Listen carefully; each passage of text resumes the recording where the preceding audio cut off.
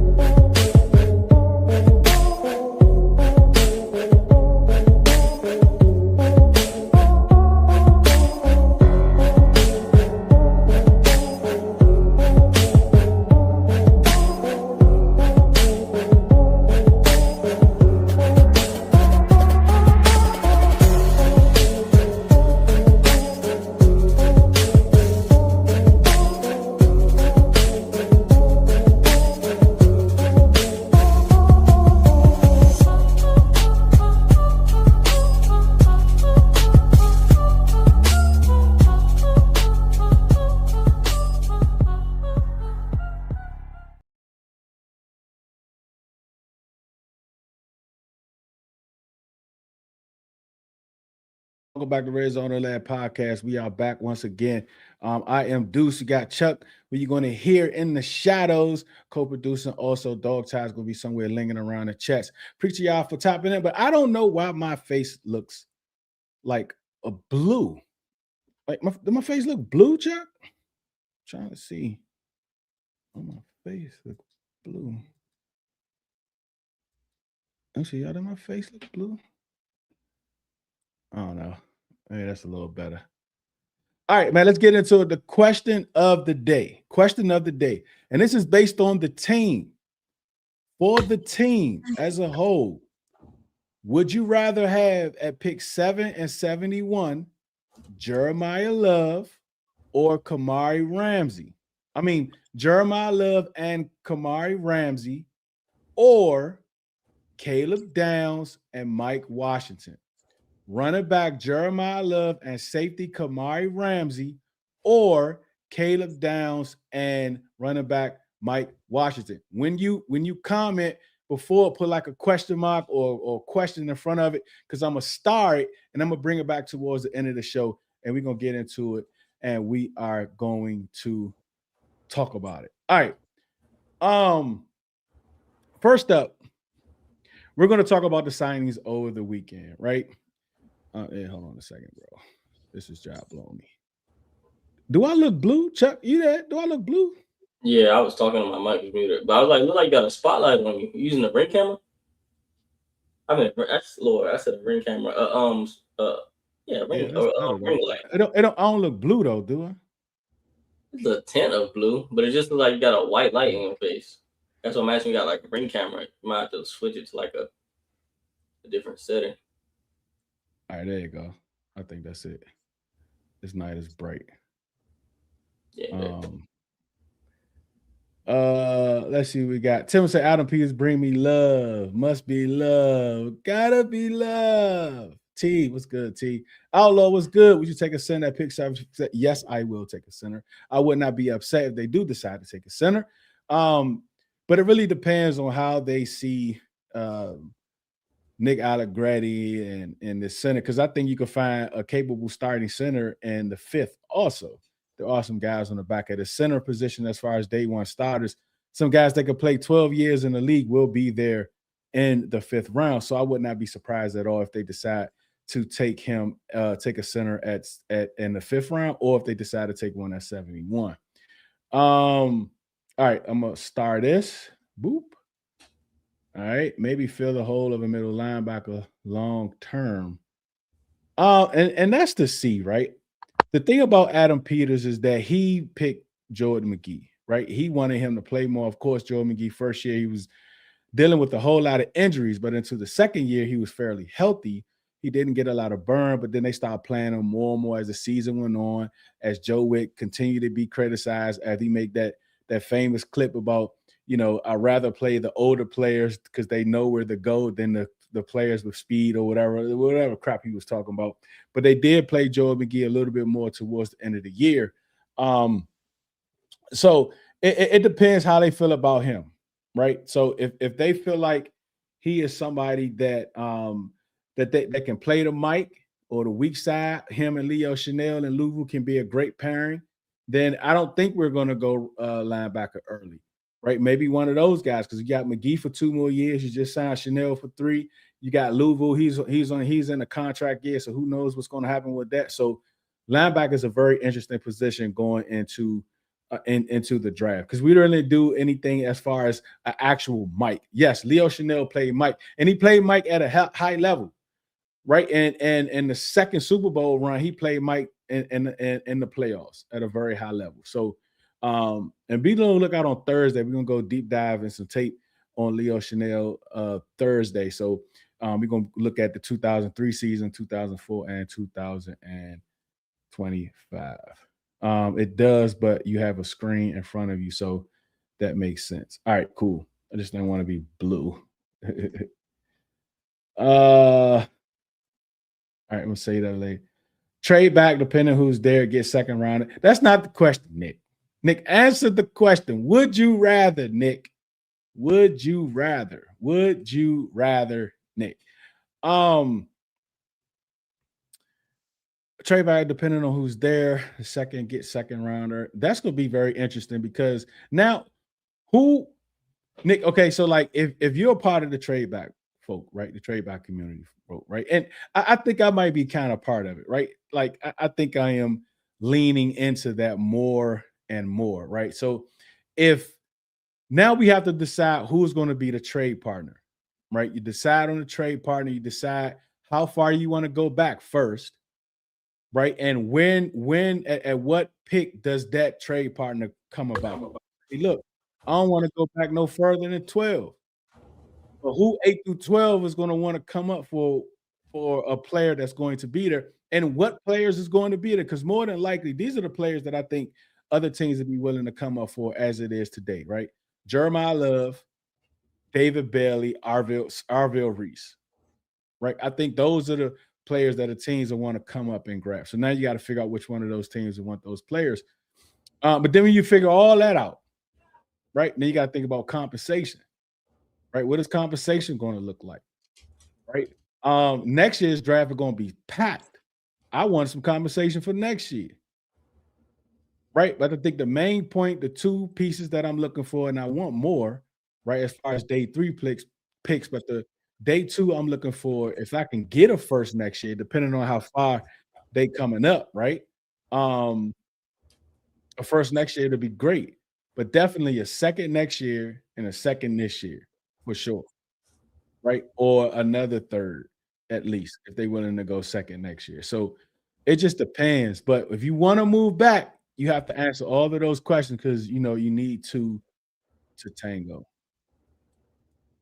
Hey Kim, what's good? How are you? Um, let's see, nigga, we do trade back and hope we trade back again in a second and pick up more picks. We just getting picks and picks and picks and picks and picks. Picks and picks and picks and picks and picks. All right, so over the weekend or towards the end of the week, last week, we signed running back Jerome Ford. And I should have switched these pitches around because Nichols' stats is on the left and Ford is on the right, but that's okay. That's what you get for rushing. I think I really like the Jerome Ford pickup, Chuck. He gives you something that you were looking for, and a lot of people thought that, hey, look, McNichols is gone because we brought in Jerome Ford, which I could see that, right? I mean, I didn't think that. I still thought it was a possibility, right? But at the same time, it's like they are kind of the same player in a sense. So you would not have expected McNichols to be back. But again, we need to get to 90 players. We got to get to 90 players before training camp. And they're going to bring in more players for rookie mini camps and then tryouts and all that stuff. But as far as the 90-man roster, we got to get the 90 players, right? And we probably need at least 6 running backs in training camp. And right now we only have 4. So I don't think they're going to pick up anyone out of free agency. I did have 2 guys that we ran through on Saturday, Chubb and Bam Knight. It was 2 people that I was looking at, but I don't think we going to go free agency for now. If we do, I'd be surprised. I'd be surprised about that one. But I do think that the draft and undrafted guys is going to be next to add to the running back room. But what do you think about Jerome Ford? Yeah, I like him. I mean, I'm not gonna lie and say I've watched a lot of his like tape and game and stuff, but I did watch the opportunities he got last year in some of the games. Seems like a very sturdy, strong running back. So I think it's a good addition. I mean, when we get around like the 3rd string and 4th string, like beggars can't be choosers, man. You can't just want like a hitter at every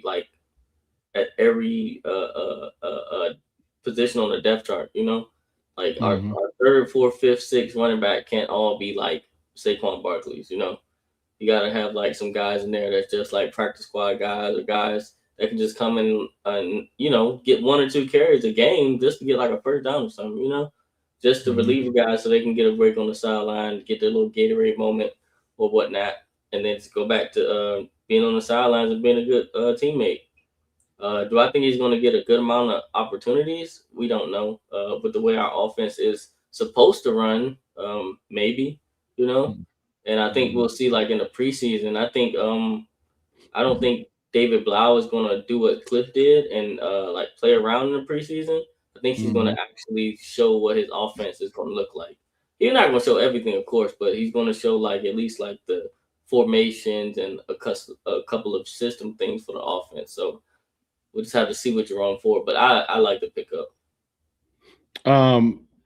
Yeah, for sure. Yeah, man, we will have a lot of conversations about preseason because I had a certain my thought process has changed when it comes to the preseason, but from what we saw last year. It's definitely changed, bro. Yeah, I'm actually going to be more locked in for preseason around August. I really don't want to speak too soon for that, but I should be at a lot of the training camp dates if I choose to go, because that's most of May, right, for training camp? Nah, training camp is July and August. Oh, dang, what's in May? May is the well, we might got some OTAs is in May. Oh, but that's close. Yeah. I think they closed it last year, but years prior it was open, but I think it's closed last year. So April is the draft. Yeah, I'm not doing the draft party and I ain't doing all that. Especially if we ain't got no 2nd round pick. You just going for the night. Yeah.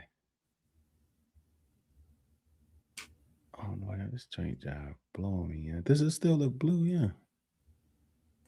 It just look like you got something up too bright. That's what it look like. Yeah, but that don't turn all the way down, which is weird. Oh, there go. It just did something. Oh.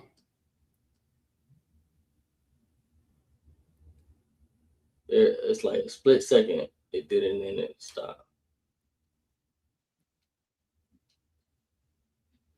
I was hitting the wrong button. Now my eyes are messing with me, so I gotta look away for a second.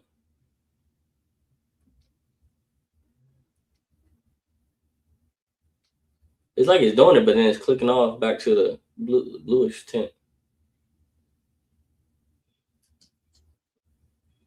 I think it's this one.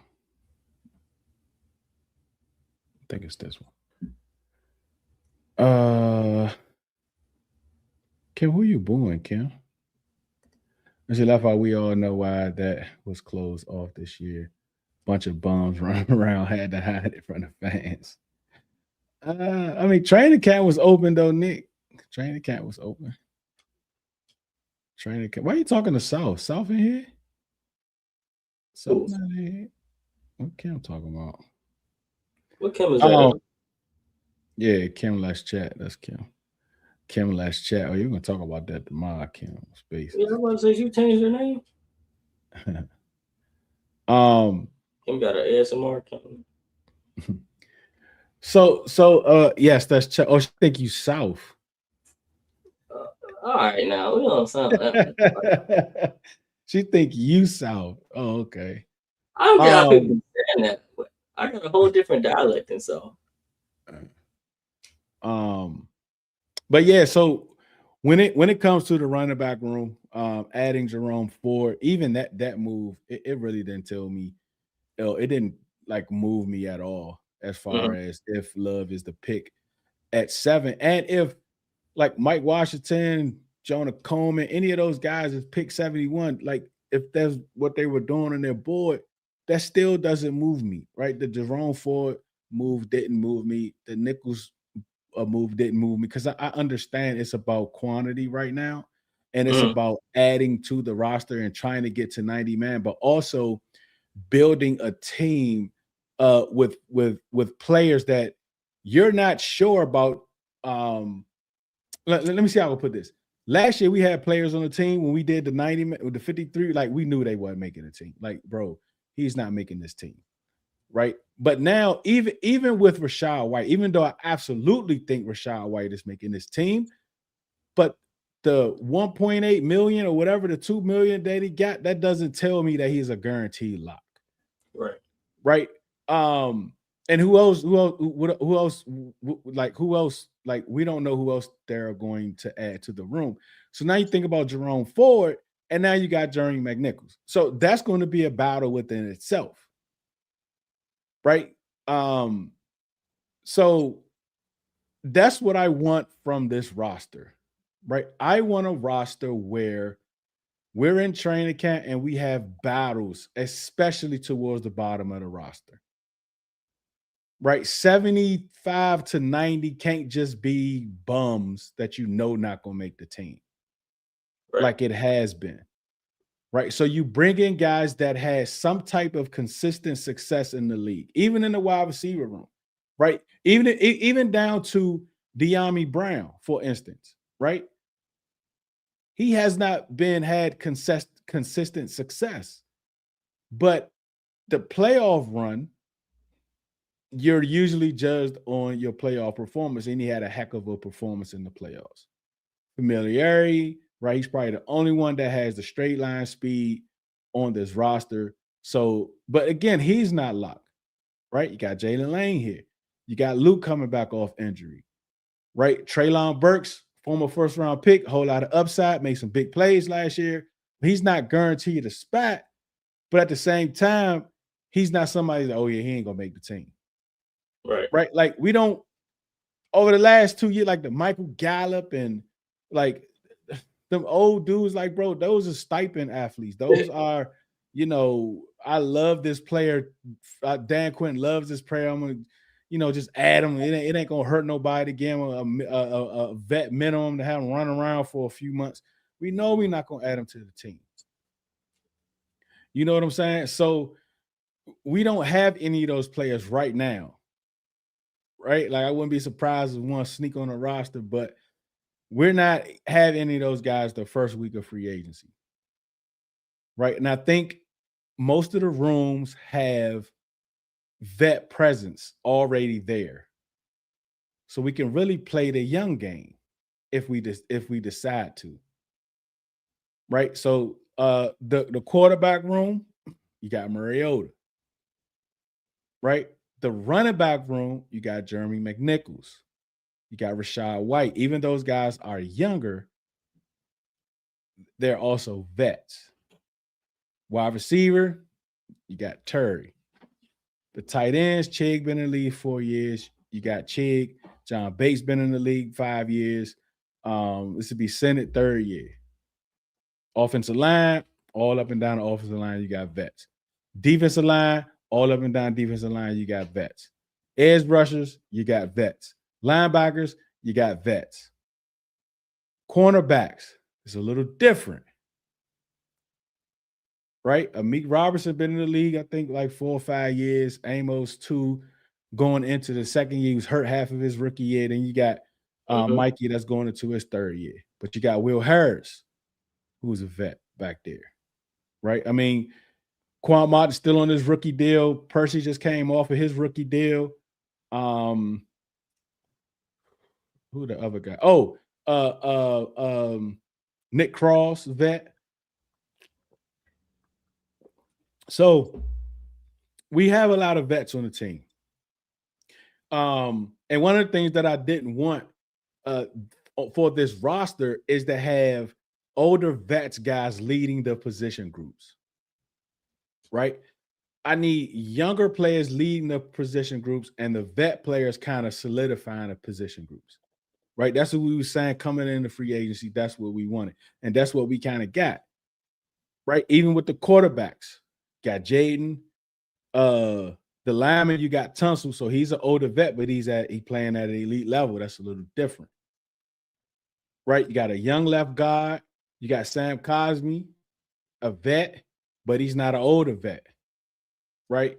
You got the rookie and Connolly. You got the edge rushers that are young, right? The D tackles. I mean, Ken Law Payne, I think, is around 28, but they're considered younger. Yeah. The corners, secondary, right? So what do you think about the age flip so far? I love it, man. Like it makes a big difference. Like when you got youth and people that can learn, like it's only so much. I feel like a vet player, like you hear the stories of like, oh, he's always learning, he's always willing to learn. But let's be honest, a lot of those players, like when they get to a certain age and they get to a certain amount of years, they are who they are and they know what they know, right? So they're always going to go to like their go-to and what works for them. And I think that's where like Joe Witt Jr. was like sort of trying to say about Bobby, like Bobby's not going to change nothing really. Like Bobby is who he is, and he knows what he knows on the field. And he just believed that all that was going to translate and be like the voice of reason for the defense, and probably help out the younger guys get there. Probably help out the younger guys get there faster than what Bobby could, but it just never translated because it just wasn't good enough. So I love all the youth we have now on the team, and hopefully we have guys that are willing to listen and willing to adapt. Like we know what Tim Settle is, like how he did with his first time around with that defensive line we had. Like that was an excellent defensive line we had. So to have that back, that continuity for Payne is great. And then the other young guys on the defensive line, like it was always a rumor that maybe Sweat and Young just didn't like want to listen and wanted to do their own thing. Well, if that was the case, supposedly, maybe we have like the young guys, like the Armstrongs and the I won't mess his name up, but the guy we just took, who want to listen and who want to change and who want to play as a solid defensive line team, basically play as a unit. That's what we expect from the younger guys. So I love it. I love the flip.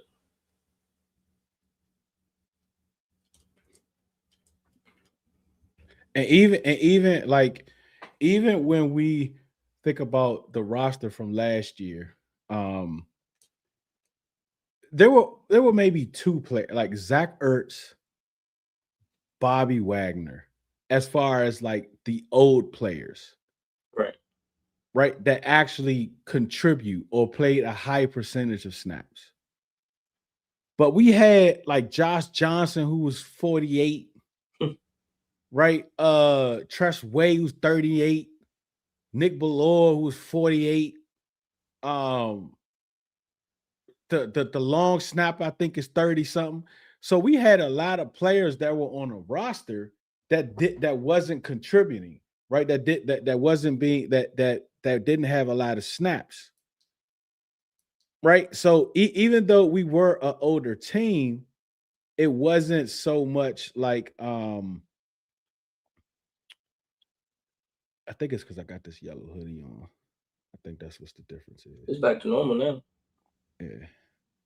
So I think what it was is that's what was driving the age up, right? But even this year, we don't have those players. Like we didn't sign back Nick Ballord. I hope we don't. Right? Zach Ertz, Bobby Wagner, yet. Bobby Wagner is an interesting one, right? I told them earlier today on the space, I said, and hold me to this, Chuck. Everybody that's in the comments, like if you're here in the comment section, I appreciate you. But let me know you're paying attention on this one, just for this. If you here, let me know that you're paying attention, right? In the comment section, if you're paying attention, just step away from whatever you're doing real quick, unless you're driving, right? Unless you can pull over, right? If we sign Bobby Wagner, if we sign back Bobby Wagner, I am not going to talk about Bobby Wagner until right before we do the final 53. I'm not going to do no breaking hell about Bobby Wagner. I'm not going to clip. I'm not going to do no presser. I'm not going to do anything that talks about Bobby Wagner. Nothing that talk about Bobby Wagner. Yeah, I'll click this. I don't know. I don't know. Let me see. Let me try to come. Okay. Let me put this hash in here. Hashtag silence on Bobby. That's the hashtag. If y'all paying attention, if y'all able to tweet on there, hashtag silence on Bobby. I ain't gonna say nothing good, nothing bad. Look, Caesar, I'm not gonna say nothing. I'm not gonna say nothing bad. I'm not gonna say nothing bad at all. Right? Because like I'm gonna get it out right now. Like he might be, if he's on the field, my issue is he gonna stunt the growth of McGee again? Is he gonna prevent Leo Chanel from being the player that we are signing him to be? Does he need to get like 40 tackles or something like that to break the record? Mm-hmm. Is he going to come off the field on third downs? I don't know. Have they even reached out to him? Look, I don't know. So I'm not even, whatever happens with Bobby, I'm not going to say nothing. The people around me might say stuff. Like Chuck might say something. Right? I ain't talking about Bobby. I ain't got nothing to say about that. Right? Commanders Draft Show, like they might talk about Bobby, right? Old in the Huddle, when we come together, like they might talk about Bobby. But I'm not saying anything. I'm not saying anything. I'm not saying anything about Bobby. Hashtag silence on Bobby. That's where I'm at. What's up, Truth? He got to go. Yeah, he definitely getting a gold jacket. Yeah, we all know his yes. All right. Shout out to Bobby. They'd have to work that out ahead of his contract. You paying Bobby Wagner $8 million, Chuck? $8 million. Mm-hmm. What? That's what he got last year, I think. He played almost every down last year. Yeah. I ain't playing you $8 million and sit on the bench. I know that. He love to have him as a coach. Ain't gonna, there's no way he's retiring with just like 40 tackles away from the record. But if he's retiring, he's probably going back to Seattle, right? Yeah, but that's gonna be on a one-day contract though. Well, I mean, that's gonna be on a one-day contract. That's gonna be on a one-day contract. We say I don't think they want him on that defense. He has stumped the growth for everybody on that jump.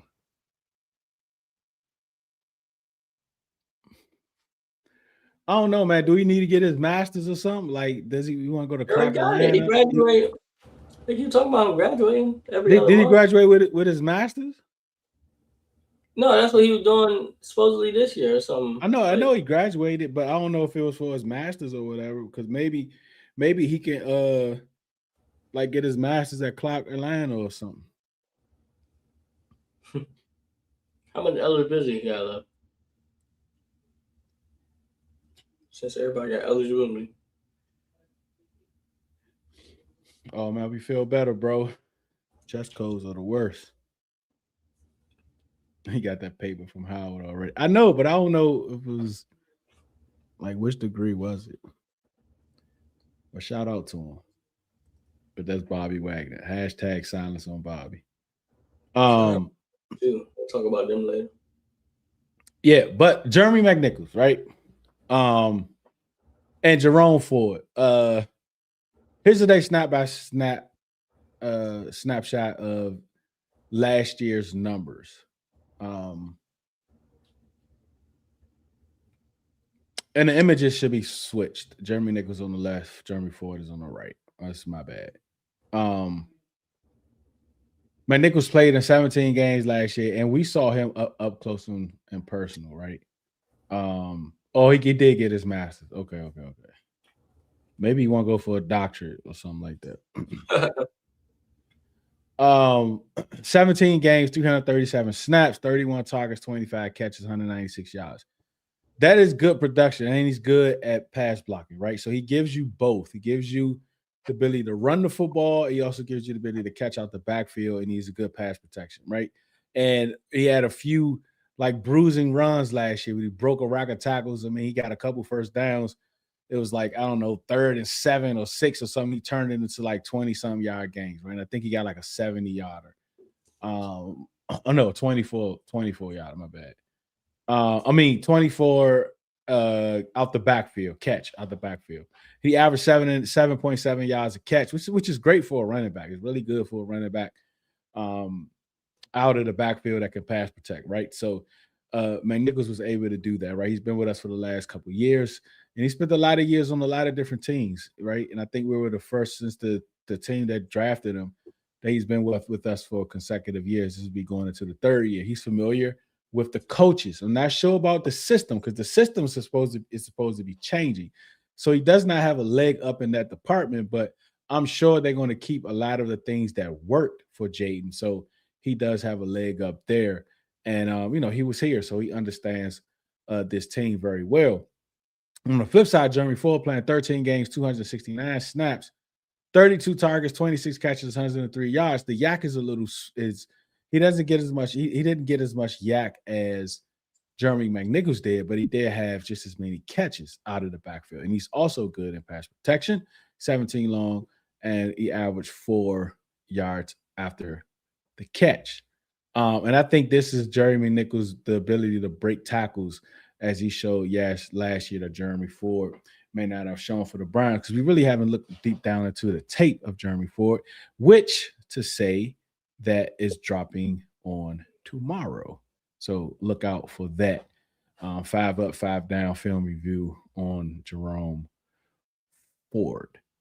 Again, those of you that just got here, keep in mind the question of the day, as to make your team complete for the team, not for a position group or offensive defense, but for the entire team. What makes the team better? Now, remember, when you answer this question, put a question mark or the word question in front of it, and I'm going to star it, and we're going to come back to it towards the end of the show. The question of the day is, would you rather have at pick 7 and 71, Jeremiah Love and Kamari Ramsey, running back safety duo, or Caleb Downs and Mike Washington, safety running back duo? What makes this team better as a team? What make this team better as a team? That is the question of the day. All right. Running the ball, right? 44 attempts, 221 yards. Remember that 60-yarder he had, which was insane. So that kind of inflated his yards, right? That one run inflated his yards. And I don't know. Let me try to do the math. Because the longest for Ford was 12 yards. All right. So if we do this, Chuck, if we say 43 attempts, let me see, it's 221. We're not about to do that for you. Yeah, there you go. Divided by 43. So you take away that one long run, he's averaging 3.7 yards per attempt. You take away that long run. Right? So it's not like it's a huge difference between the two. And if you add, let me see, if you add that 60 to him, give him an extra attempt, that puts him at 5.3 yards per carry. So that one run of 60 yards that he had last year, if you take that away, the numbers are identical. The numbers are identical. We got measurements, or you don't care about that? Then that's a good one. I need to add the measurements next time. Then you think about it. See? But this is good, man. These some new formats we doing. So we trying to make sure. That's why I couldn't do it. I was supposed to do the tape today, and it was too much. It was too much. Let's see what I can cook up real quick. Let add the measurements. So if you take away that long run from Jeremy McNichols, the numbers are identical. He said red onion in my socks. Look at Kim talking about some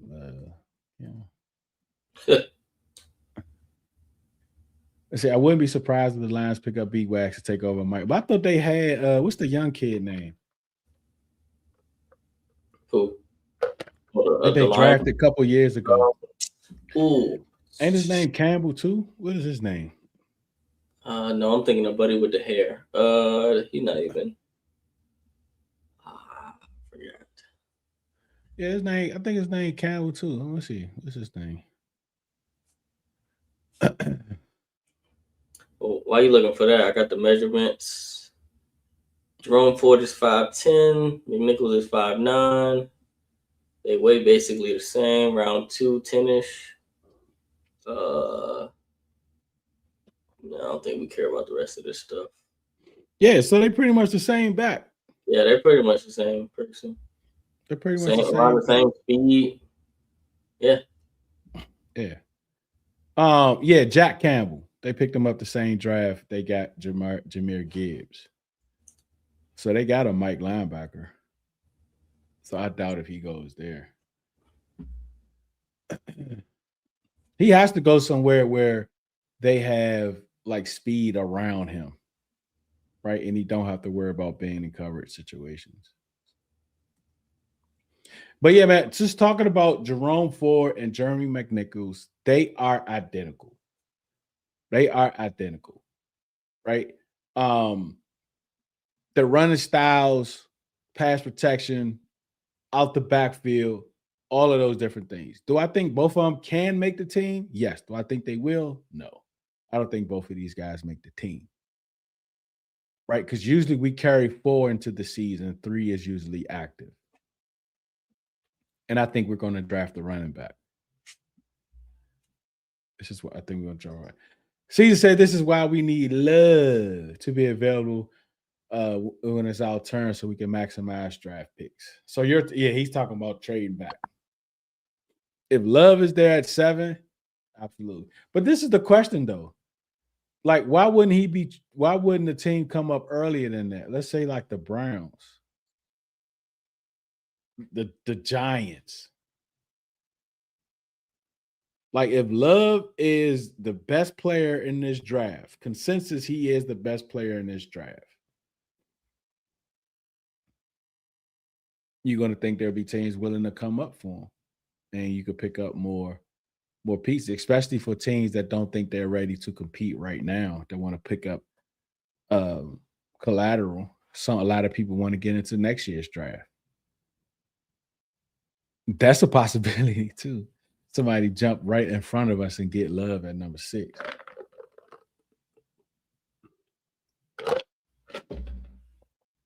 Yeah, I don't think he'll be there either. I don't think he get past the Titans, to be honest.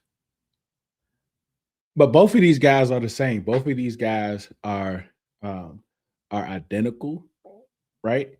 And it does nothing for the room for me in a sense. I like the room, right? Different skill sets, some of the same skill sets, but I think they all can complement Bill, right? But if I'm going running back day 1 or day 2, none of this changes. None of this changes.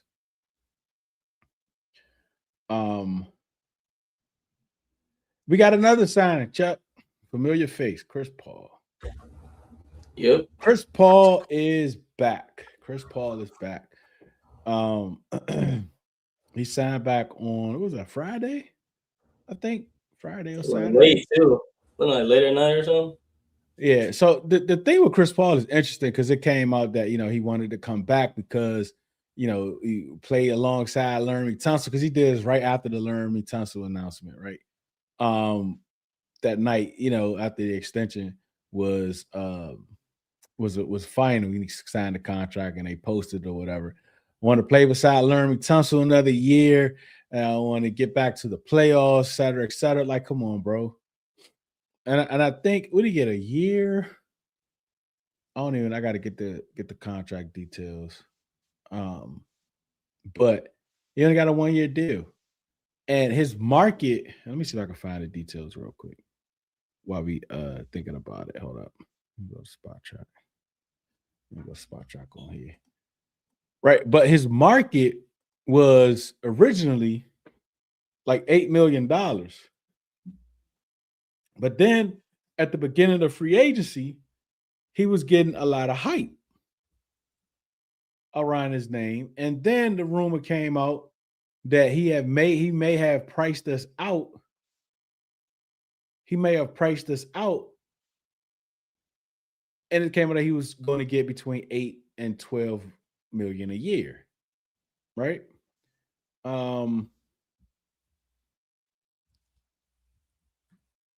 So what probably happened is he went out there, like the Commanders, when they met with him, they probably was like, man, listen, this is what we're looking to pay you. And they counted, hey, look, this is what we want. All right, we really want you to play here. So, can you go out there, see what you can get, and give us an opportunity to match? So he went out there. Before he signed with us, I think it was 16 guards that signed contracts prior to him. The first few guys that went all got about 9.5 overs, about 4 or 5 guards. And then you had a few guards that got between 5 to 7. Then the last 3 right before him all got like 1 year deals. So something happened, right? Like, I don't know, misrepresentation or what, but whatever they went out there and they shot, they missed. They airballed it, right? So another thing happened Friday is the Dolphins signed a guard center, because we were thinking, hey, look, maybe he wants to go play with his brother, right? Maybe that's an option for him. And maybe it was, because right after that, he ended up coming and signing back here. No, they don't have his numbers yet.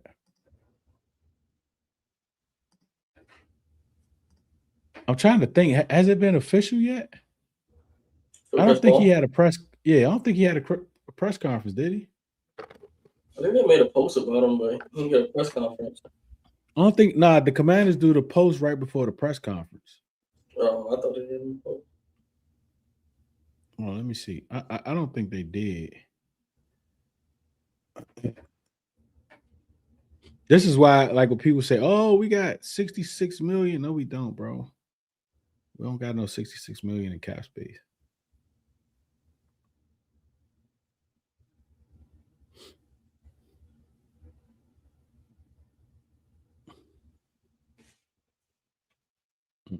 See, this 2022. Yep.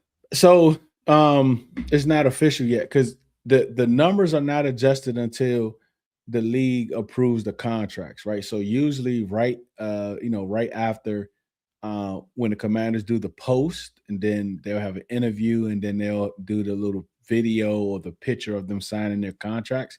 After that, it's submitted to the league and then approved or whatever the case may be, and then it gets calculated, right? So at the point of 66 million, I don't think a Dafe contract is in there. Chris Paul is not. Who did they had a press conference today, I think, or yesterday? Nick Cross, I think, right? I don't think his has been sent off and approved yet. So all of these different deals still have to get approved, and once they're approved, the numbers will be calculated, right? And then we'll see what the cap actually is, because it's probably around 30 million. Because I think Odafe came in at like 20 something million cap, I think. So we got to see what these deals look like. But Chris Paul, I like bringing back Chris Paul. He's a little heavy-footed. He's more of a power blocker, but he's good in pass protection. He's really good in pass protection. He's not really light on his feet, right?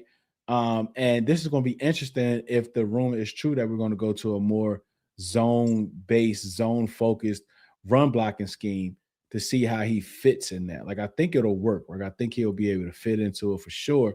Not saying that he can't do it, but we really didn't do it as much last year. But he comes back in. He didn't win the left guard spot per se. Coleman got injured, went on IR, but he came in and he didn't give it back, right? So I think he has to lose it. But again, we have some different changes, different movement, right? Who knows how Darnell Stapleton feels about Chris Paul and Brandon Coleman, right? So that's something to kind of think about, because OG Bobby Johnson is no longer there. Even David Blau, in the system that he wants to run, he's going to have specifics, right? Detail on how he wants his offensive linemen to line up, different blocking techniques and all those different types of things. So who knows what that is going to look like. And we won't really know, even through training camp. Like, even when the first depth chart is put out there, even the first team we see out there in a preseason game, more than likely that's not going to be the starting offense, because we know Laramie Tunsil is not going to play. You know what I mean? And who knows how much Josh Connolly plays, right? Sam Cosmi, how much is he going to play? So all of those things matter. We won't know until the season is about to start. But it's good to have the O-line. I think that's one of the strongest position groups that we have, being able to bring back a lot of the players. I think Tyler Biadasz, I think, is the only player that's not here from last year's roster. Michael Dieter, who's pretty much like a practice squad, or he hardly dressed last year. He was the backup center.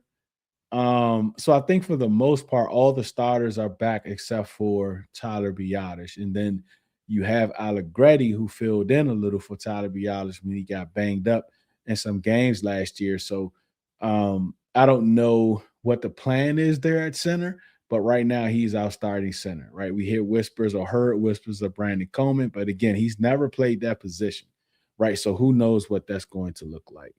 Where are you with the O line, Chuck? I think we did good. We brought back like I said when we first started talking about what's the thing? Oh, when we first re-signed Tunzo, and then we got our depth situated just in case, like worst case scenarios happen. A lot of guys with a lot of Lord, a lot of guys that know each other, right? And then we got I just hope like Cosme has a better year. Last year was he was hurt, and then he just sort of came back into a tough season. So hopefully this year he bounces back and has a better year. But overall, I think we should be fine. Yeah, we still got to figure out who's playing center, but I think the team has it figured out, and we just have to wait to the first preseason game to see who lines up at center. But overall, I'm satisfied with the O line. Protect five at all costs. At all costs, protect five. At all costs, protect five.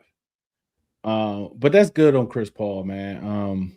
I'm excited for that. I'm excited to see what that looks like. Again, the question of the day. When you answer this question, put a question mark in front of it or the word question so I can start. We're going to talk about it towards the end of the show. But what makes this team better? Which two players makes this team better as a team as a whole? The safety and running back, Jeremiah Love or Kamari Ramsey? It's the 7th pick and the 71st pick. Or do you switch it and you go Caleb Downs and Mike Washington? Which ones would you rather have? Want to thank you all again for joining. Please subscribe, like, share, comment, hit that notification bell to Red Zone in the Lab 101. If you would like to join the community, please do. We got a lot of perks, a lot of giveaways. We give away merch, we give away tickets. We do a whole lot. We got this charity, our year 3 of the charity, the mock charity competition that we do every year. It's going up on year 3, where we go charity to a Commanders fan, Commanders fan that's struggling a little bit or going through some things. I just kind of go up and down the timeline, just kind of look to see who may need help. And we've always been able to help someone else out within our community from this mock draft competition. So actually excited for year 3 to do bigger and better things. And also the Riddle community, when we do our 5 up, 5 down film reviews, that's only going to be for those participants that's within the Riddle community. You can join there. I think you can only do it on a browser, I believe. And you can just join a different tier. I think it starts at like $1. And I usually drop the link in there. But when we do the film review, I will be on YouTube.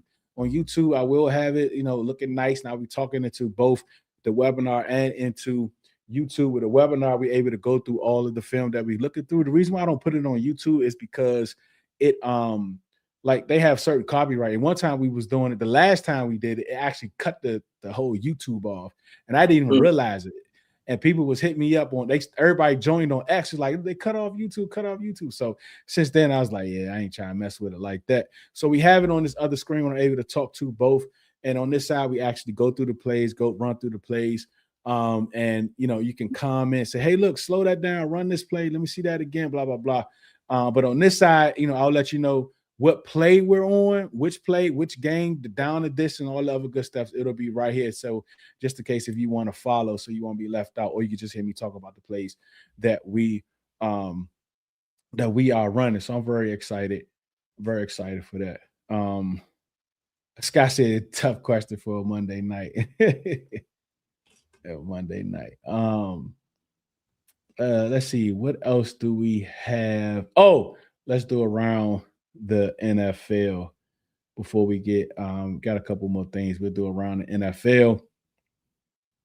Actually, before we do around the NFL, let's go into Riddle News. You ready, Chuck? We're switching it up a little bit. Yeah, let me let's do it. All right, let me come back to this. Hold up a second. Maybe I should have had a main screen. I don't have a main screen. I should have did a main screen. We'll do that next time. We working. All right, right after this, we will go to Riddle news of the day. It's now time for Riddle news of the day.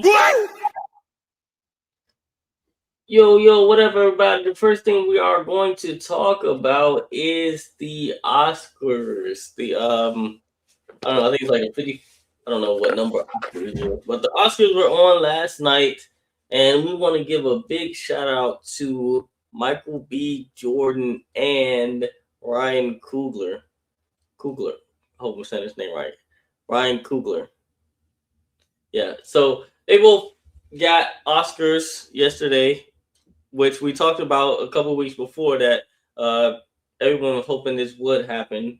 Michael B. Jordan, well, first of all, Sinners for Ryan Coogler received the best screenplay award, I believe. Trying to get the right name over a couple of different movies, so that's good for Ryan Coogler. Sinners also received the best score award. So if you don't know what that is, best score award is basically like the best music award for the movies or shows that were out. And a couple of ones that they beat out was One Battle After Another, Begonia, Frankenstein, and Hamnet. So it beat out those for best score award, for best movie, music in the background, or music that's playing while the movie is going on. Another award that Sinners received was best picture, basically, or best cinematography. So basically, the person that orchestrated the shooting of the movie, the basically like whoever helped Ryan Coogler with all the camera angles and all the different directors, cuts, and all the things like that. It also beat out most of the same movies: Frankenstein, Marty Supreme, One Battle After Another, and Train Dream. So it beat out those, movies and shows. So who Michael B. Jordan beat out was Timothy Chalamet for Marty Supreme, Leonardo DiCaprio, which is a big one, for One Battle After Another. He beat out Ethan Hawke for Blue Moon, and Wagner Moura, The Secret Agent.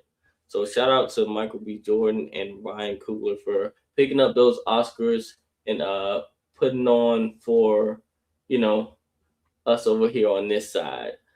Another thing I want to tap into real quick. Oh, did you got anything for that? Oscars?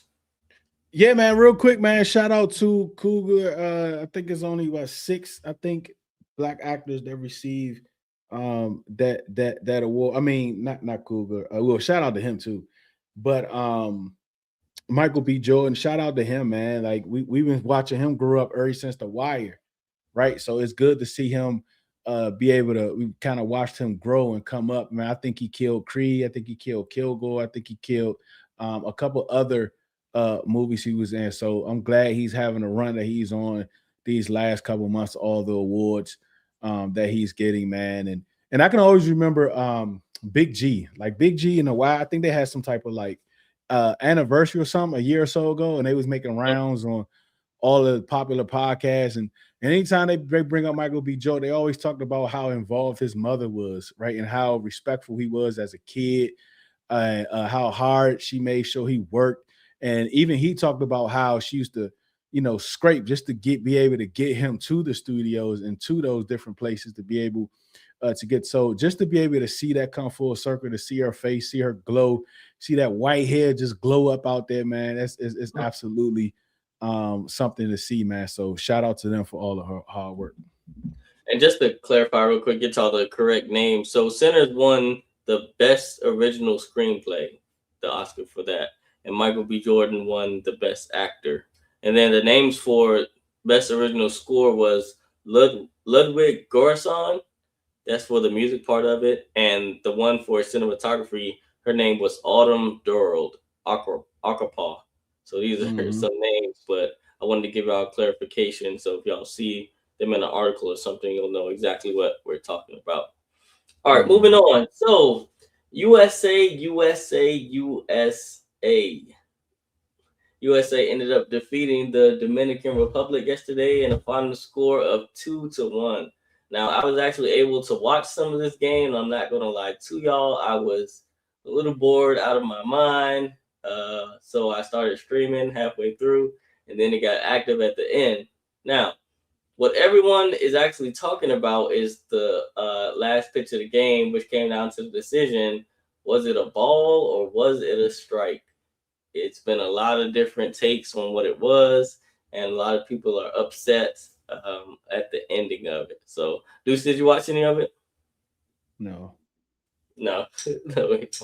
Yeah, I didn't watch any of the other games before. I might watch a little bit of the final game, the championship, but I was trying to hang in there. But after, like, I think I got to the 6th inning, and I was just like, yeah.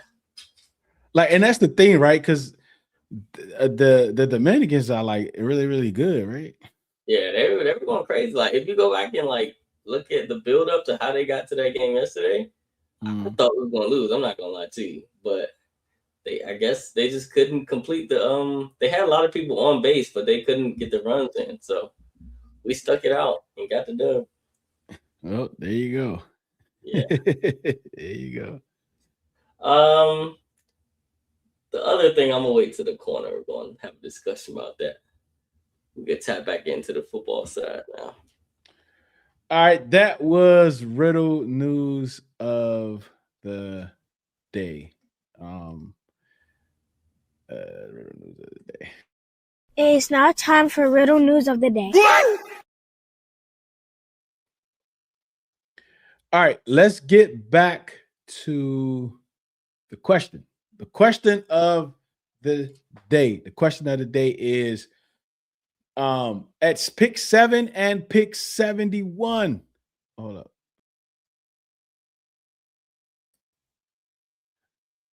There we go.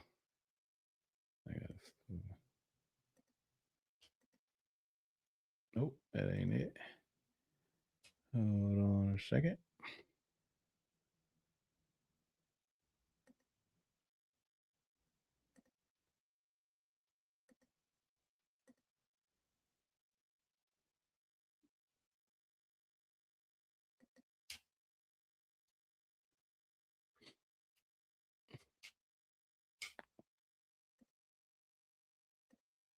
There you go. I think your mic is almost blocking.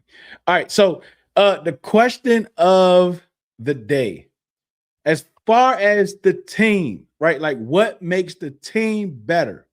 Not what makes Jaden better, not what helps the D-line, like none of that. Overall, which group makes the team better? It's between running back and safety, as far as the running back room and the safety room. This is pick 7 and pick 71. Right? Are you taking Jeremiah Love and Kamari Ramsey? Or are you taking Caleb Downs and Mike Washington? All right. And this is some guys on X for the question of the day. This is what they had to say. Let me pull this up real quick.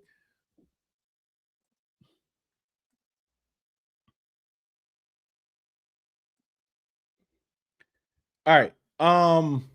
Trillium on X says that the only back I'm drafting is Love. If not Love at 7, you go wide receiver and DB.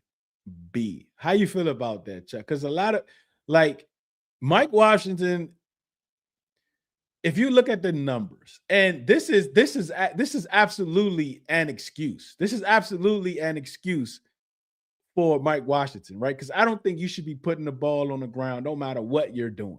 You shouldn't be putting the ball on the turf, right? You shouldn't be putting it on the grass, right? That's just not what you do, right? Denzel Washington told Pete he had numerous of times and remember the Titans, right? So that's Mike Washington's issue. His issue is he's put the ball on the ground 11 times in his college career, regardless if most of them is about him trying to get the extra yardage. Right? Because if you continue to do that, if that happens in college, what do you think is going to happen in the NFL when you're trying to get more than what you already have? Right? It's a time and it's a place for that, and you got to know when to do that.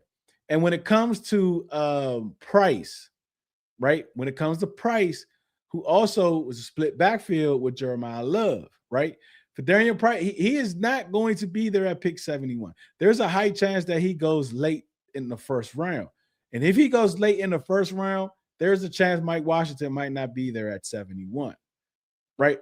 But I think he will because of the fumbling issues. And then you got Jonah Coleman, right? A lot of people have Jonah Coleman in front of Mike Washington because of the fumbles. But Jonah Coleman won't be there in the 5th round either. So if you're going to go running back and you want one of those two guys, you're probably going to have to go running back at pick 71, right? Hassani says, give me Love and Ramsey. I need that home run game changer next to Jaden by any means. If not available, I'll take Mansour Delaney or Sonny Styles. I like safety Jalen Husky out of Maryland later. I like Jalen Husky too in Maryland, but he's going to be absolutely a day 3 pick. If they decide to pass on the safety early, he'll absolutely be available later in the 5th and the 6th rounds. But home run hitter, I think home run hitter is kind of overblown a little bit because Bill is a home run hitter, right? He showed you that, right? Yep. Like he's done that. And I think when you think home run hitter is someone that can take it to the house every single time, like he is that back, like he can do that, right? And that doesn't happen like every week in the NFL. Like you have the A-Chain who did it a couple years ago. It seems like every time he touched that joint, he went to the house, right? Saquon Barkley usually does something like that in big games in the second quarter after he wear you down, then he'll just break one, right? But you have that in Bill. You have that in Bill. Not saying that Love won't be better at that, right? But wanting a home run hitter should not be the only reason why you want to draft Love over keeping Bill as RB1. Sean Everskins for fans says, I'm taking Downs and Washington.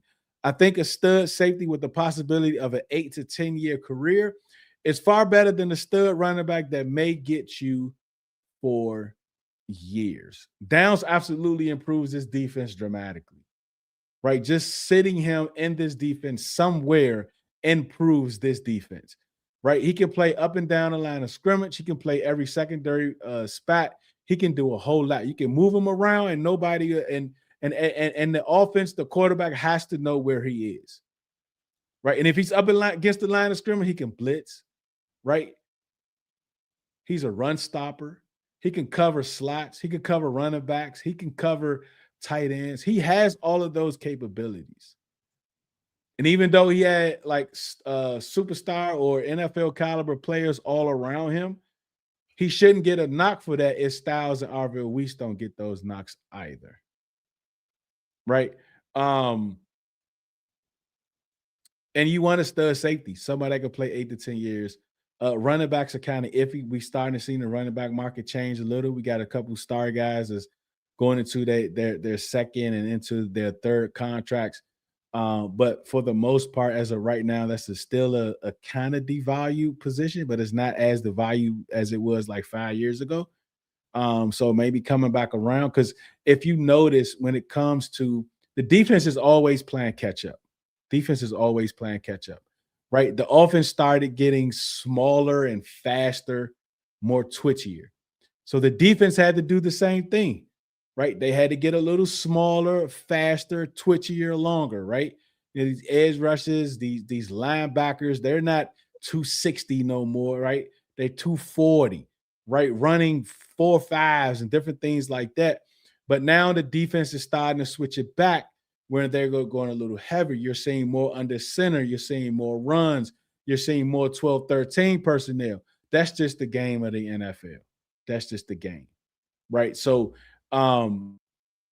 those are those guys from off of X. So over here in the chat, we have nicest film. So Downs at center at 71, sign Ayuk, and we're set. Films that wasn't. You got to answer the question, bro. There's a lot of that, right? Like it's a either or. It's a would you rather.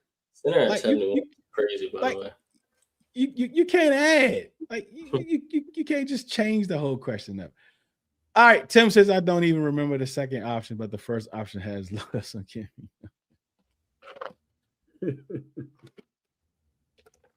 I tell you what, the Love train has slowed down a little bit.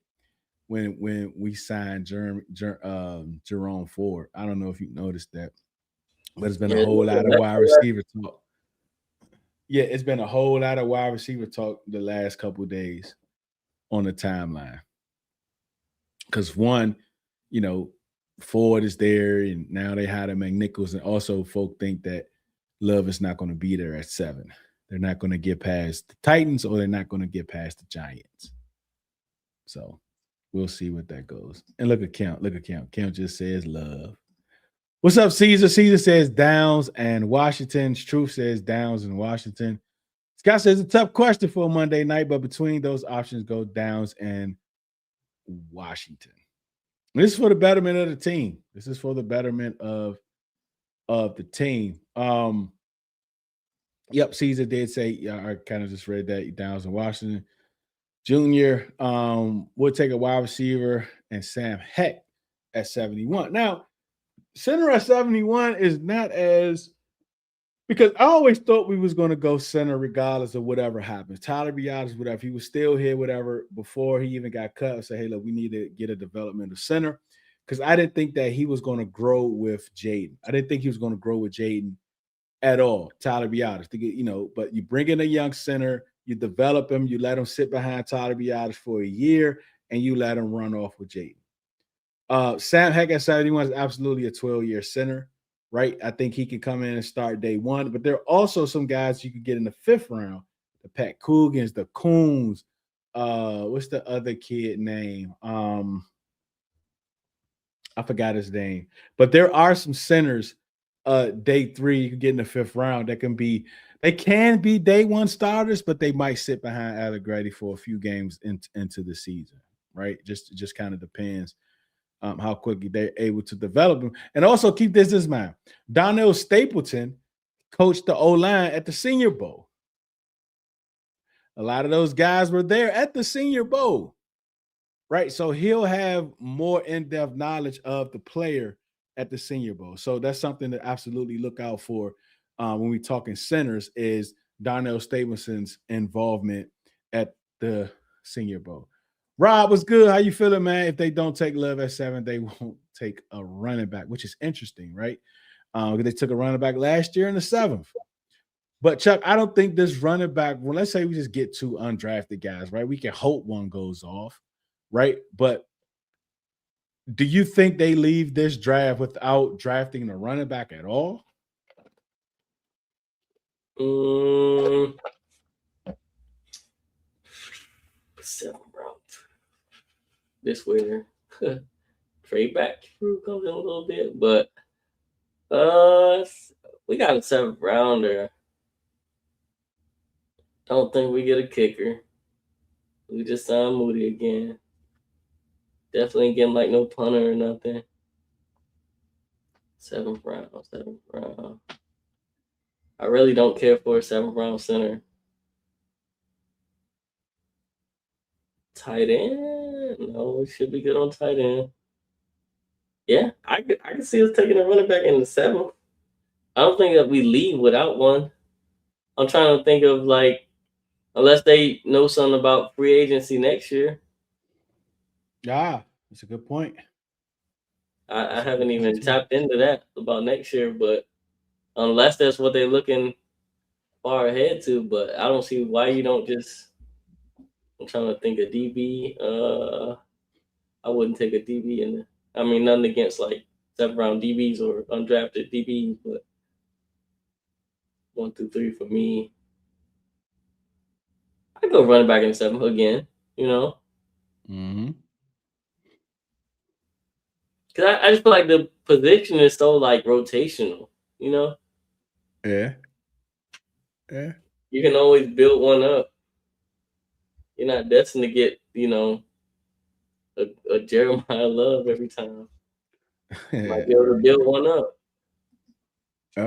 I'm fine with running backs. Washington Jr., Singleton. Oh yeah, I like Singleton. I forgot about him. I don't know about the E. Rich. Yeah. I don't know who that is. He says Austin Eckler like. Remember we ranked 4th in rushing offense. Yeah, we did, but Yeah, we did. We had some big runs last year too. But we'll see if they look at it like that. We'll see. And we got the same O line coming back, except for Biotis. Biotis is not coming back. Jake Slaughter, Connor Lou Logan. It's a lot of those. Just a lot of them. But it wasn't. I wasn't thinking about any of these guys. Bo Stevens. Bo Stevens. That's who I was thinking about. Bo Stevens. Bo Stevens. Oh yeah, next year draft is like that. Like next year draft is stacked, bro. It's stacked. Next year's draft is stacked. So I absolutely think they're looking towards next year too. Like you can't fix everything in the offseason. You can add pieces here and there, but top end talent, you're not going to be able to do that, in one offseason. So it's just going to be very interesting to see because they could look at Bill as a running back one, right? And you got complementary pieces behind them. Maybe Cliff didn't. Maybe that's another thing they was upset at Cliff about, right? Him not giving Bill the run like they may have wanted him to, right? So that's absolutely something to see, right? So I wouldn't be surprised at all. But that's the question of the day for me. I'm taking Jeremiah Love and Kamari Rams. I think Kamari Rams is a heck of a player. But I will say it's going to be hard for me because he's the best player in the draft. He's the best player in the draft. But if you want to move back, that's the player that you're going to have to move back from when you absolutely know you can get a little haul for him if he's there at 7. But he's the best player in the draft, man. And how far are you willing to go back? How far are you willing to pick up different, like, what do you want? What do you want in return? How far are you willing to go back? It's a whole lot of questions. But for right now, I'll take Jeremiah Love and Kamari Ramsey. What about you, Chuck? Yeah, I am going. I'm the opposite. Caleb Downs and Mike Washington. Yeah. Definitely need a Terry replacement. Definitely. This is why, I think it's wide receiver, bro. Like, I absolutely do think it's wide receiver. But again, this is the off season, right? The things change back and forth. It was edge rush at one point, then it was Love, and now it's back to wide receiver. Well, now it's wide receivers. Who knows? It might be safeties next. So who knows? We got a long ways to go until the draft. What's up, Scott? Always take a running back, even if it's two. Yeah, I heard someone else say that too. Like, always take a running back, even if it's a practice squad. Like, you can't have enough running backs. Same with wide receivers too, right? You can't have enough of them. Yep. Can't have enough of them. All right. Around the NFL, Justin Fields traded to the Chiefs. Justin Fields traded to the Chiefs for a 6th-round pick. Patrick Mahomes had ACL injury. They're not sure if he's going to be ready to open the year off. And as of right now, Justin Fields is the QB1 of the Kansas City Chiefs. Do you think that Big Red can make Justin Fields into a competent quarterback? Can he fix Justin Fields? No, probably not. Like, the Chiefs' offense isn't nothing like crazy, and a lot of the stuff they're probably not going to do with him that they do with Patrick Mahomes. For Fields, it's probably just going to be a lot of hand the ball off, and then with that wide receiver group, you can really cheat the system, give a bunch of short route concepts because they're a bunch of yak guys, just hit somebody on a slant and they can take it to the house. So Justin Fields really got lucky for not to say it like that, but he's in a good spot. But I don't think it's nothing to raise his game because plus worst comes to worst, he can take off with his legs. We've seen what he can do with his legs, So it'll be sort of and that's gonna be the difference. Like when a play breakdown, Pat is running around to find a play downfield. Yeah. Justin Fields is just gonna take off. Which, all right, cool. I mean, you got that speed guy. He could throw it down. He could throw a deep ball downfield, right? So you got Kelsey coming back, so you got somebody to work the middle of the field. But I see Kelsey kirking out on Justin Fields early. I can see it, bro, but I don't know what the timetable is for Patrick Mahomes or whatever. Andy Reid definitely have it cut out for him and his assistant and his OC, Eric Bieniemy up there, right? Like, I don't know if his coaching style has changed up from once he came here and he was running out practices and stuff, but Justin Fields doesn't seem like that type of guy that's going to be getting yelled at. So we'll see. Yes, Love is a dual threat. He can line up in the slot. That's what makes him different, right? Clint was good, man. Appreciate you for checking in. Appreciate you for coming through, bro, for sure. And everyone else is here. Don't forget to subscribe. If you're not already subscribed, share, like, comment, get the algorithm working. All right, Christian Kirk signs with the 49ers. Why does that matter to us? Because there's another guy that's also signed to the 49ers that we are waiting for them to release, right? And that guy is not going to play for the 49ers this upcoming year. Do I think they're actually waiting out for a trade? No, I don't. And I think the longer they wait this out, the more other teams is going to, the more tainted the organization becomes. Yep, just looks bad. And then you got the guy, Grant Cohen, I think that's his name, who's a 49ers beat reporter who held a space and was making tweets about the situation and how they took away his guarantees before the 24 season. No, before the 25. No, he didn't play this year, right? No, he didn't play before the 24 season. They took away his guarantees, but he still showed up from July to October. He showed up every day, ready to play. And they didn't activate him. He said they did not activate him. And if they don't want to play him, then he just left. That's what he said. Right? So now what? Now who's to blame? People say, oh, he's a head, he came, blah, blah, blah. But come on, bro. Like, we don't know. There's always three sides to every story, right? So far, we got the 49ers side, and now the guy Cohen is giving us Justin Fields' side from his perspective. They didn't want to pay him because, they wanted to try to trade him and move him. But their front office has been tainted. The more they wait and hold out and do this petty stuff, it's not going to look good on that organization. Then if they end up trading them or putting the trade, I think what's going to happen is they're going to put a report out there that they have a trade in place, but it's going to come out that Brandon said he's not going to report to that team or something like that, just to add an extra little, stain on his name before they actually release him. That's probably what's going to happen. Try to make him look like the worst guy. Yep. 49 is about to look stupid because no one is taking the IU contract. And that's the contract is insane, right? I think this year, is it August 1st? I forgot which date it is, but it's a guarantee in there for like 18 or 16, either 16 or 26, something like that million, right? And then he has a cap hit of $30 million the next 2 years. Ain't nobody taking that, especially not knowing what type of space he's in.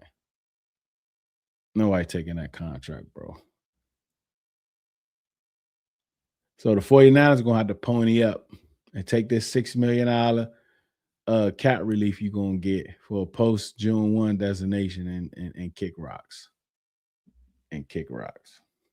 But we'll see.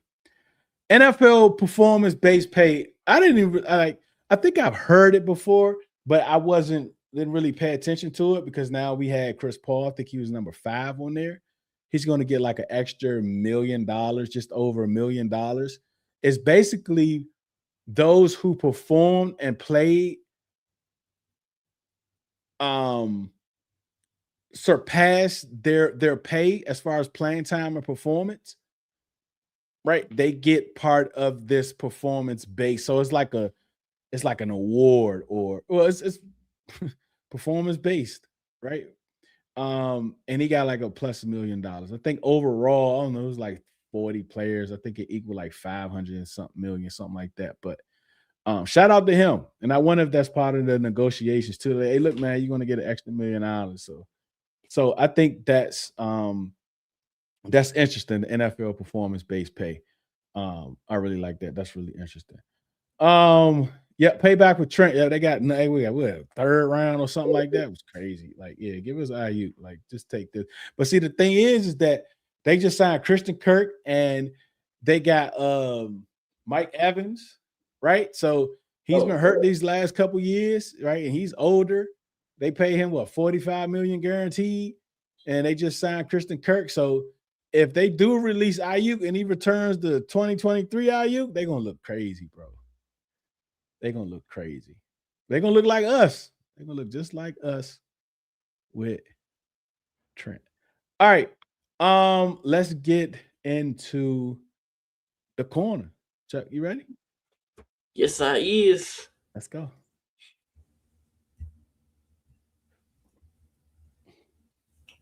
Let me see if I know my. Oh boy. Shout out to technicalities. There we go. And I'm dark. Oh boy. Let's see if I can this thing up. Scoop this thing up. All right, there we go.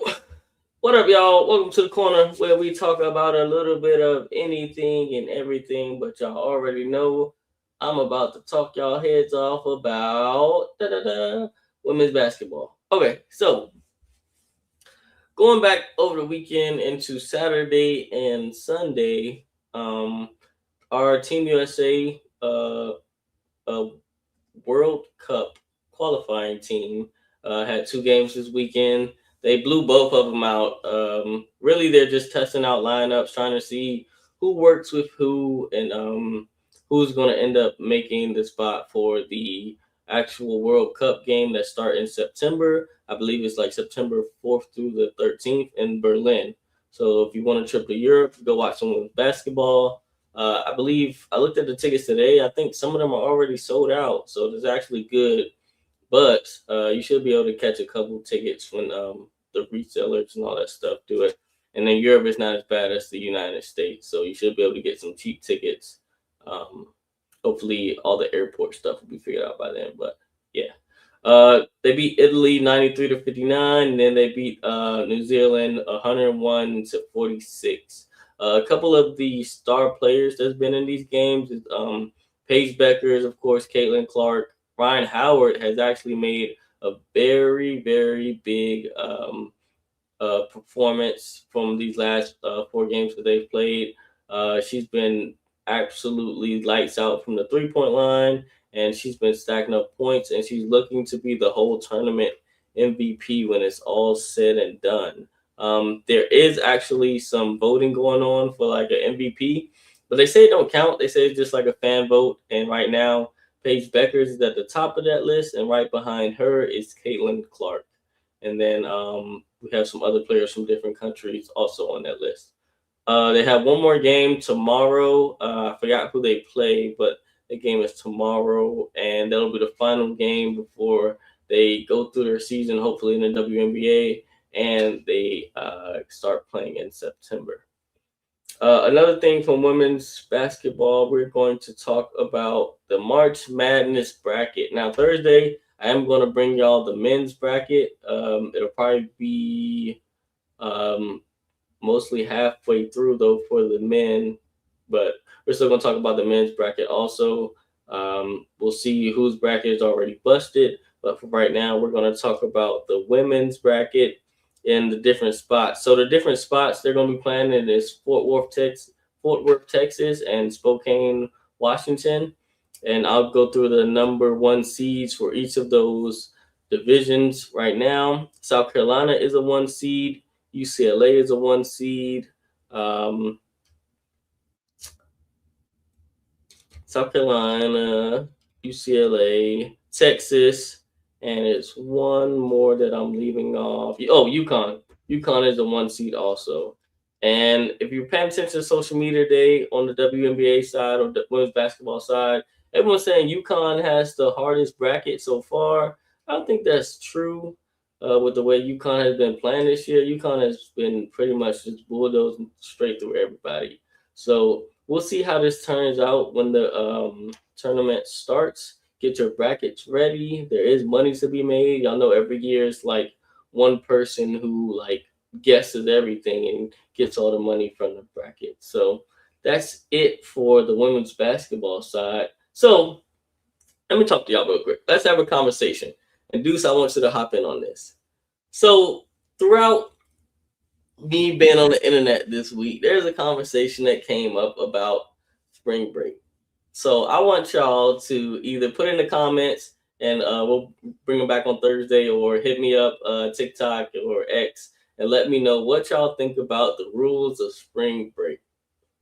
So what I've been seeing is that spring break is for the college kids. You know, if you graduated college, you're alumni, and if you're above like a certain age, let's say like 25, 26, 27, you shouldn't be going to spring break anymore. Wherever the social media dictates spring break is going to be at. This year, I guess it was Houston. Everybody was out in Houston doing their thing, waiting in long lines, just trying to get into the club.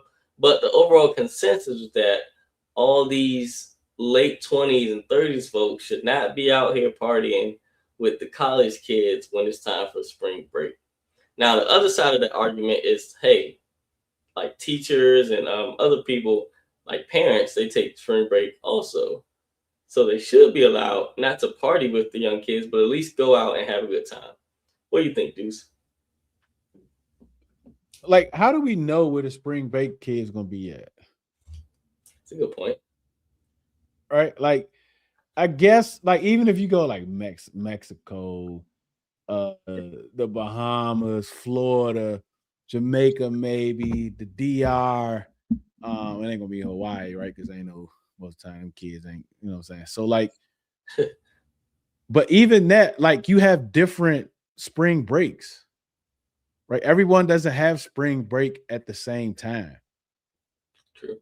Right. So like that like, so it's very difficult to say, well, like if you don't want to be around spring break kids, you might as well don't go nowhere from like March through April. Yeah, exactly. Because you just don't know where they're gonna be at. Right. And there's no curfews, nothing like that, right, in certain spots. So right. Just be careful, like pick your vacation wisely, people. Like I found this out when I started looking at cruises and stuff. Like you got your party boats and you got your relaxation boats. Yep. If you don't want to be partying on the cha-cha slide, or you know the two-step, or you know the electric slide, pick the relaxation boat, and you can read a book, play some card games or whatever. Just pick your vacations wisely, people. Don't complain about things you can't control, because I'll tell you this, with the way this weather is being, like as soon as summer breaks, I'm pretty sure we're going to have a wild summer this year. And then everyone keeps talking about this whole 2026 is the new 2016. Well, if y'all remember, 2016 was a crazy summer. It was a lot going on. And a lot of people are going to probably try to relive those same glory days they got in 2016, 10 years later in 2026. So you got to be careful, especially we got a lot going on. So just pick your vacation spots wisely and be careful. All right, y'all. That's all I got. Real quick, if you're an NBA fan, the Lakers and Rockets do play it in about 30 minutes. So you want to put your bets in or whatever and catch that game if you want. But that's all I got for the corner. Remember, when you leave the lab, you can always come down and chill with us at the corner. Thank y'all. All right, here we go. Mike on deck this week. Tomorrow, Tuesday, 7:05, I'm dropping film on Jerome Ford. 5 up, 5 down. I mean, 5 good plays and 4 bad plays from throughout last season. I might go back to last year. It just depends what I find. 5 good plays, 5 bad plays. I'm going to drop that. So be on the lookout for that. Riddle Radio. Going to be on Wednesday morning. That is only on X. We run that Monday, Wednesdays, and Thursdays from 8 to 10. throughout the off season. We did it all week last week. Even had a 12 o'clock and 11 o'clock hour ending last week because the free agency was so insane. And we'll probably do that during draft week also, and then during the season. And well, actually, we probably start at training camp. It depends because like I'll be at training camp a lot. So we'll see how that works out. We'll go every day, but during the season, we're probably looking to go from 8 to 12 Monday through Friday. Can't wait for that. So check that out Wednesday morning only on X at 8 o'clock. And also Wednesday, 4 o'clock, Ben Standing, NFL reporter for the Commanders, is going to be in the building. So we'll talk to him about how free agency has gone thus far and what else can we expect. So that is Mike on deck. And remember, if you're not already to subscribe, please do. If you haven't shared it with someone, a family member, please do. Like, comment, share, continue to comment even after this. Remember what the question of the day was. Would you rather have Jeremiah Love and Kamari? I forgot the kid name already. I'll put it right February. And Kamari Ramsey, and I was about to say Ramsey, so I don't know why I didn't. Kamari Ramsey or Caleb Downs and Mike Washington. That is the question of the day. Put it in the comments after the show, and we will absolutely pull it up when we be back later in the week. In the Riddle community, where we do all of our film work. If you want to join in that, there's a few tiers. We do perks, giveaways, and all the other good stuff. So absolutely do that. So we appreciate y'all, man. Chuck, appreciate you, man. Help me produce the show. Also, Statman, Dog Tide helped produce the show. I don't think he's here today, but appreciate him also. And appreciate all of you all, right? We know your time is very valuable for you to spend it with us. We absolutely appreciate it. Remember, do it because you love it, not because it loves you. One beat, one sound, one heart, one love. We go.